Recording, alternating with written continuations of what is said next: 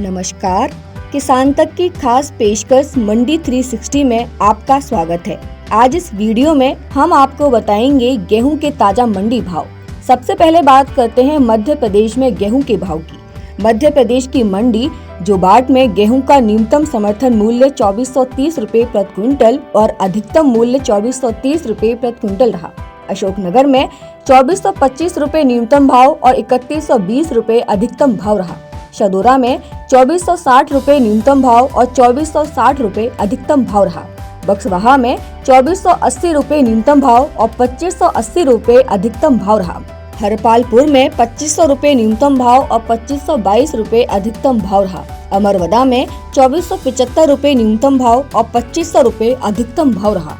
सोनकैच में 1150 रुपए न्यूनतम भाव और 2671 रुपए अधिकतम भाव रहा।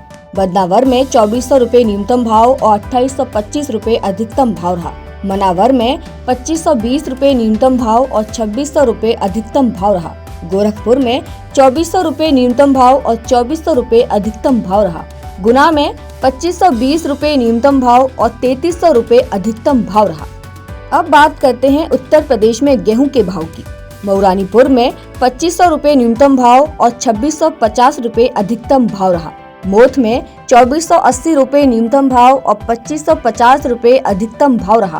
कन्नौज में 2420 रुपए न्यूनतम भाव और 2530 रुपए अधिकतम भाव रहा। मिर्जापुर में 2400 रुपए न्यूनतम भाव और 2485 रुपए अधिकतम भाव रहा।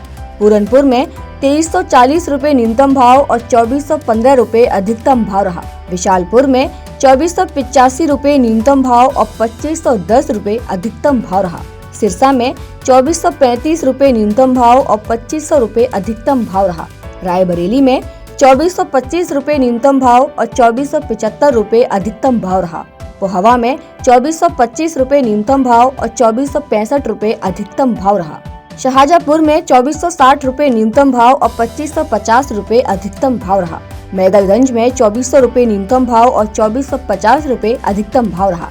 महरौनी में 2450 रुपए न्यूनतम भाव और 2600 रुपए अधिकतम भाव रहा। आनंद नगर में 2425 रुपए न्यूनतम भाव और 2450 रुपए अधिकतम भाव रहा। तो ये थे आज के उत्तर प्रदेश और मध्य प्रदेश में गेहूं के ताजा मंडी भाव। ऐसे ही वीडियोस के लिए जुड़े रहिए किसान तक के साथ। अगर ये वीडियो आपको पसंद आया है तो इसे लाइक जरूर करें। अगर चैनल अभी तक सब्सक्राइब नहीं किया है तो कर लें और नोटिफिकेशन पाने के लिए बेल आइकन भी दबा दें।